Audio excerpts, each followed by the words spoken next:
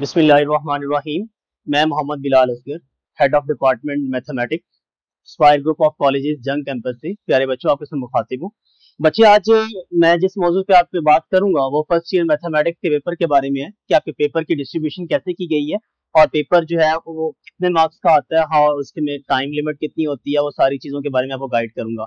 तो काइंडली बच्चे, इस चीजों के ऊपर जो मैं आपको बताऊंगा, इसके ऊपर अगर आप अमल करेंगे तो आप 100% कामयाबी हासिल कर सकते हैं।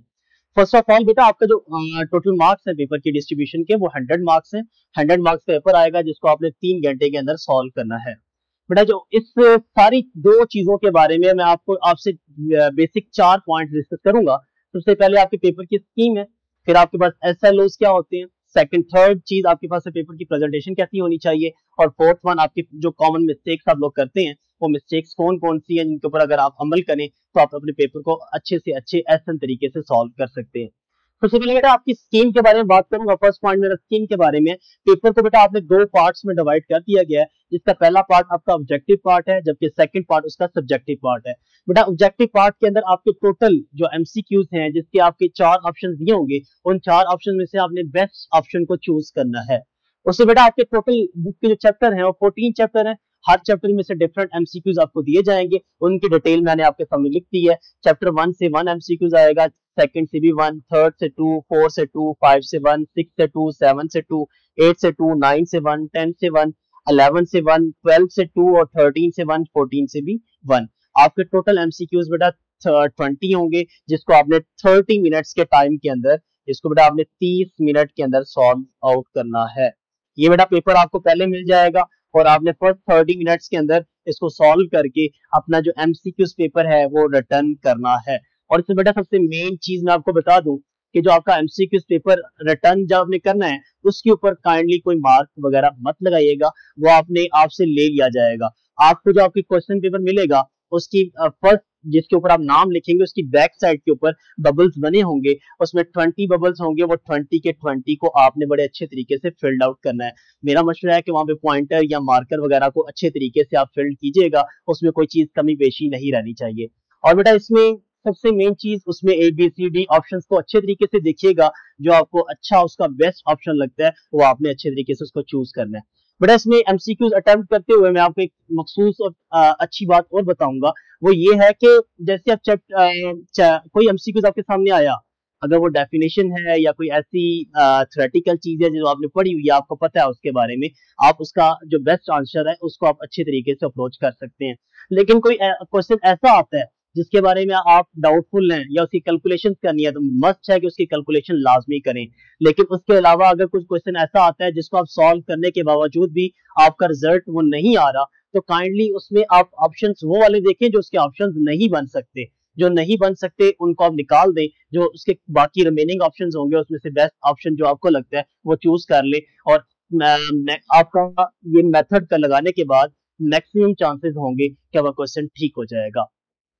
बेटा इसके बाद आपका सेकंड पार्ट है, वो सेकंड पार्ट सब्जेक्टिव पार्ट है। इस पार्ट को बेटा आपके क्वेश्चन जो है वो 8 डिफरेंट क्वेश्चन आपके पास आएंगे, जिसमें से आपके 3 शॉर्ट क्वेश्चन होंगे, क्वेश्चन नंबर 2, 3 एंड 4। बाकी आपसे 5, 6, 7, 8 एंड 9 लॉन्ग क्वेश्चन होंगे। बेटा ये 3 शॉर्ट क्वेश्चन 3 के 3 आपने लाजमी अटेम्प्ट करने हैं। इसमें जो फर्स्ट क्वेश्चन शॉर्ट है, क्वेश्चन नंबर 2, वो चैप्टर 1, 2, 3 एंड 4 से मिलकर आएगा। 1 में से 2 नंबर शॉर्ट क्वेश्चन आएंगे, 2 से 3, 3 से 3 एंड 4 से 4 शॉर्ट क्वेश्चन आएंगे। इसके बेटा टोटल 12 शॉर्ट क्वेश्चन होंगे। 12 में से आपने किसी 8 क्वेश्चन को अटेम्प्ट करना है। ऐसे ही बेटा आपके क्वेश्चन नंबर 3 जो है उसमें 5, 6, 7, 8 चैप्टर से मिलकर आएगा, और इसमें नंबर मैंने क्वेश्चन की डिस्ट्रीब्यूशन आपके सामने लिख दी है। और इसमें बेटा आपको टोटल 12 शॉर्ट क्वेश्चन होंगे। 12 में से किसी 8 को आपने अटेम्प्ट करना है। अगर आप इसको अटेम्प्ट करेंगे 16 मार्क्स आपको यहाँ से मिल जाएंगे और 16 मार्क्स आपको यहाँ से मिल जाएंगे। और बेटा नेक्स्ट आपका क्वेश्चन नंबर 4 है। इस 4 में ये शॉर्ट क्वेश्चन है, ये 9, 10, 11, 12, 13, 14 6 चैप्टर मतलब आपकी पूरी ट्रिग्नोमेट्री का पार्ट है। इसमें से आपके 3, 3, 1, 3, 2 और 2 शॉर्ट क्वेश्चन आएंगे। इनको बेटा अगर आप अटेम्प्ट, इसके टोटल का क्वेश्चन आपके 13 होंगे। 13 में से आपने किसी 9 शॉर्ट क्वेश्चन को अटेम्प्ट करना है। अगर आप अटेम्प्ट करेंगे आपको 18 मार्क्स मिल जाएंगे। बेटा इसके बाद लॉन्ग क्वेश्चन है। Long question number 5 chapter number 3 and 4 से आएगा, और 6, 5 और 7 से आएगा, और क्वेश्चन नंबर 7, 6 एंड 8 से होगा। क्वेश्चन नंबर 8, 9 और 10 से होगा, और क्वेश्चन नंबर 9, 12 एंड 13 से होगा। बेटा इसमें मैं आपको एक बार बताना चलूं कि जो लॉन्ग क्वेश्चन है वो कोई से आपने 3 लॉन्ग क्वेश्चन अटेम्प्ट करने हैं। बेटा इसमें सबसे इंपॉर्टेंट बात, जो हमारा एवरेज बच्चा भी होता है वो क्वेश्चन नंबर 8 और 9 मतलब ट्रिग्नोमेट्री का पार्ट बड़े अच्छे तरीके से करता है। ये 2 लॉन्ग क्वेश्चन तो लाजमी अटेम्प्ट करने हैं आप लोगों ने। उसके बाद आपकी प्रायोरिटी ये होनी चाहिए कि आप क्वेश्चन नंबर 5 और चैप्टर नंबर 5 और 7 वाले क्वेश्चन को अटेम्प्ट करें। अगर ये नहीं कर सकते तो उसके बाद ये करें और लास्ट पे आप 6 और 8 को रखिएगा, लेकिन क्योंकि ये लेंथी थोड़े से चैप्टर है, बाकी इन 4 में से उसको अटेम्प्ट करने की कोशिश लाजमी करें।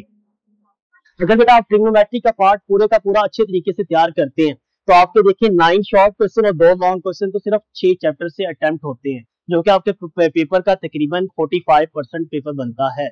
अगर आपके 100 मार्क्स का पेपर है तो उसमें 45 एक नंबर का पेपर आपका ट्रिग्नोमेट्री से आएगा। अच्छा बेटा यहाँ पे मैं एक इंपॉर्टेंट बात आपको बताना चलूं कि जो हमारे मैक्सिमम बच्चों को ये नहीं पता होता कि शॉर्ट क्वेश्चन या लॉन्ग क्वेश्चन एक्स्ट्रा अटेम्प्ट कर सकते हैं, तो बेटा इसका आंसर है कि हाँ जी आप बिल्कुल कर सकते हैं। लेट्स अगर शॉर्ट क्वेश्चन नंबर 2 में आपको 8 की बजाय 9 या 10 शॉर्ट क्वेश्चन आते हैं तो आप कोशिश करें कि 8 पहले अटेम्प्ट कर लें। 8 अटेम्प्ट करने के बाद थोड़ी सी जगह जहां पे आपका एक आध शॉर्ट क्वेश्चन आ सके, आपको आइडिया होगा, उतनी स्पेस छोड़ दें ताकि आपको टाइम भी बचाना है, बाकी पेपर भी सॉल्व करना है। इसके बाद अब 9th पे ना चले जाइएगा, पहले पूरे पेपर सॉल्व करना है, देन आप एक्स्ट्रा क्वेश्चन अगर आपके पास बचते हैं, आपको आते भी हैं, तो आप उनको अटेम्प्ट कर सकते हैं। फिर इनकी मार्किंग कैसे होती है बेटा? मार्किंग ऐसे होती है कि अगर आपने 9 क्वेश्चन अटेम्प्ट किए, आप उसमें से आपके 9 क्वेश्चन में से 8 क्वेश्चन बिल्कुल ठीक है और 9वां क्वेश्चन आपका उसमें 1 नंबर है, तो आपके वो 8 क्वेश्चन वो वाले काउंट होंगे जिनके आपके फुल मार्क्स हैं। तो इसलिए बेटा आपको जो एक्स्ट्रा क्वेश्चन है वो अटेम्प्ट जरूर करने चाहिए अगर आपके पास टाइम मिलता है। और इसके लिए मैं आपको टाइम मैनेजमेंट बताऊंगा कि आपने कैसे कैसे काम करना है, तो आप इजीली अपना टाइम सेव कर सकते हैं।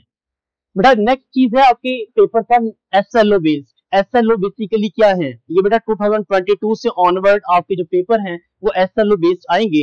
एसएलओ स्टैंड फॉर क्या होता है? ये स्टूडेंट लर्निंग आउटकम्स हैं। इसमें आपके पेपर को 3 पार्ट्स में डिवाइड किया गया है। पहला पार्ट बेटा आपका नॉलेज बेस्ड है, सेकंड आपका अंडरस्टैंडिंग लेवल है और थर्ड आपका एप्लीकेशन लेवल है। इसमें आपके पेपर अब जो 2023 में आएगा वो भी इन 3 टाइप्स के ऊपर डिपेंड करेगा। आपकी जो पहली नॉलेज बेस्ड है वो आपके पेपर का 50% है, जो आपकी बुक से आएगा। बुक से मुराद क्या है? ऐसा पेपर, ऐसे क्वेश्चंस आएंगे जो आपकी बुक या एक्सरसाइज के अंदर मौजूद है, उसकी कोई स्टेटमेंट वो चेंज नहीं करेगा, वो सारे क्वेश्चन आपको उठा के देगा, जिसको आप इजीली 50% मार्क्स ऑब्टेन्ड कर सकते हैं।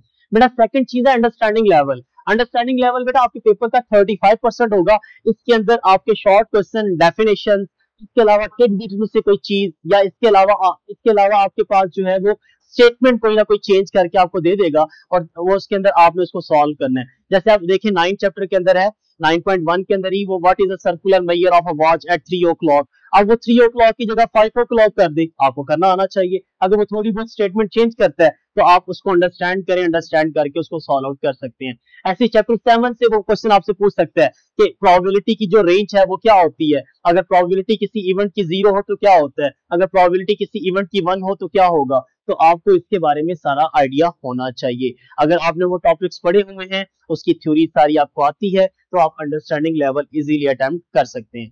बेटा जब आपकी दो चीजों के ऊपर ग्रिप अच्छी होगी तो थर्ड टॉपिक आपका एप्लीकेशन लेवल है, ये आपके पेपर का 15% होगा। इसमें ज्यादा एमसीक्यूज होंगे और इसके अलावा एक का दुका शॉर्ट क्वेश्चन आ सकते हैं जो अनसीन होंगे। अनसीन से मुराद ये है कि आपकी बुक में से ही होगा, लेकिन ऐसा पार्ट होगा जिसकी या तो वो स्टेटमेंट थोड़ी बहुत आगे घुमा फिरा के आपको देगा, या क्वेश्चन की थोड़ी बहुत स्टेटमेंट चेंज कर देगा और वो खुद से आपको दे सकता है, लेकिन मेथड्स वही होंगे, टॉपिक्स वही होंगे जो आपकी बुक में हैं।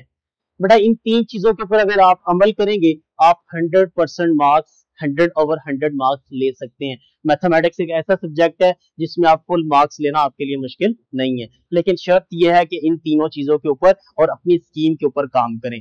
बेटा इन दोनों चीजों से इंपॉर्टेंट चीज नेक्स्ट 2 टॉपिक है, जो मेरे नेक्स्ट टॉपिक है पेपर की प्रेजेंटेशन है।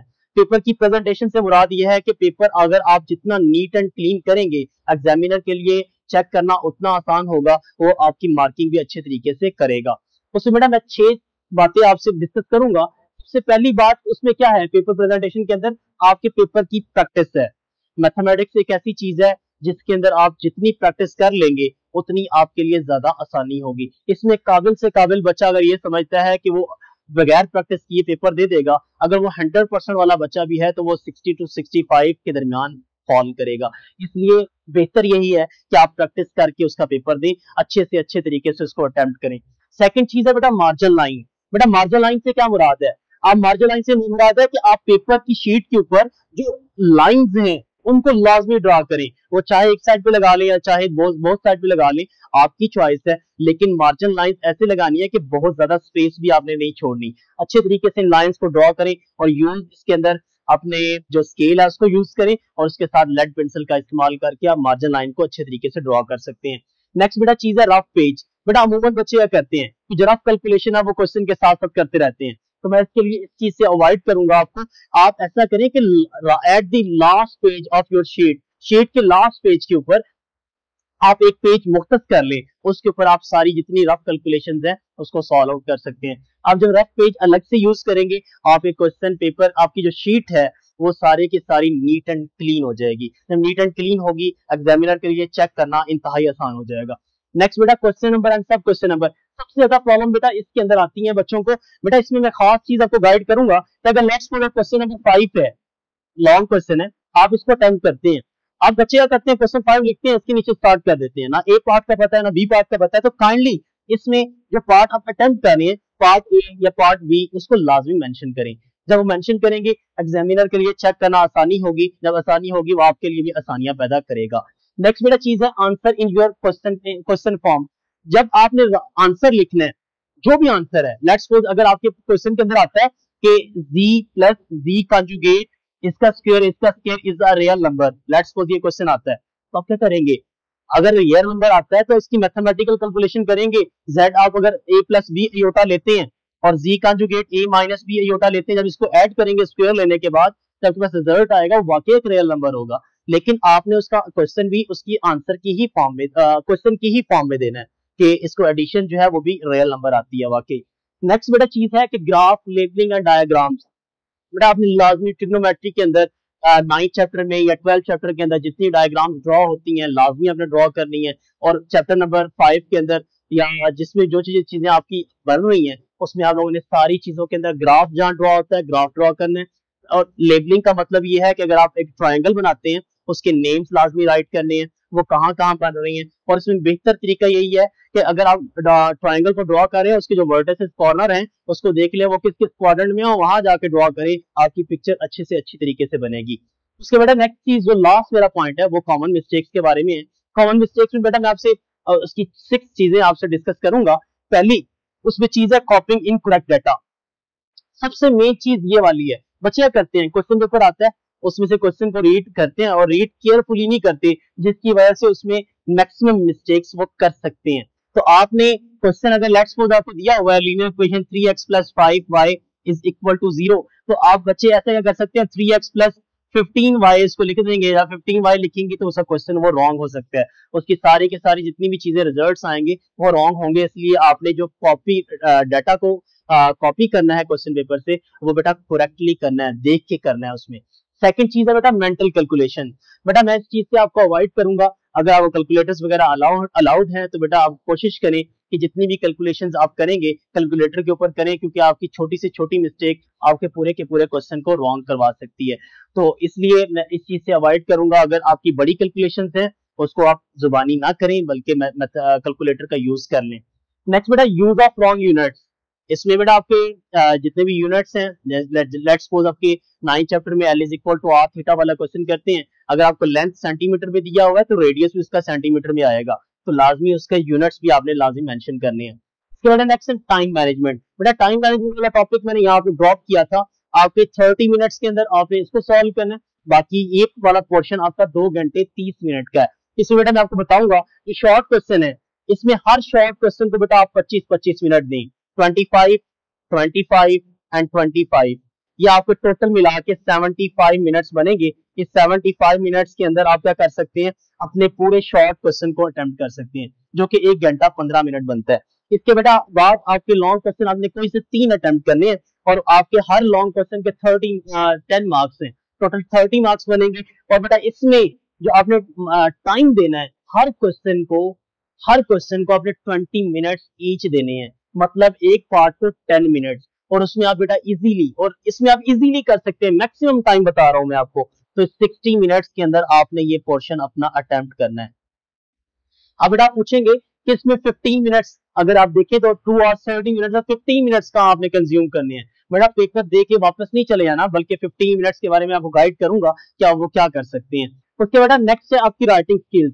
बेटा राइटिंग स्किल्स जिन बच्चों की अच्छी है, वेल एंड गुड, वो स्पीड से लिखें, स्लो लिखें, वो अच्छा लिख सकते हैं। जिन बच्चों की बेटा राइटिंग स्किल पुअर है, अच्छी नहीं है, वो इतने शॉर्ट टाइम के अंदर उसको इम्प्रूव नहीं कर सकते, तो काइंडली आप लोग जो है उसको अच्छे तरीके से लिख सकते हैं। अपने लेटर्स को अलग अलग करके लिखना स्टार्ट कर दें। जब अलग अलग करके लिखेंगे, आपकी जो उसकी राइटिंग स्किल्स हैं वो इम्प्रूव हो सकती हैं। पेपर जो है वो, पेपर के अंदर ब्यूटी आप पैदा कर सकते हैं अपनी राइटिंग के जरिए। बेटा लास्ट टॉपिक, मेरा जो लास्ट पॉइंट है वो ये है कि आप एट द एंड पेपर को चेक नहीं करते।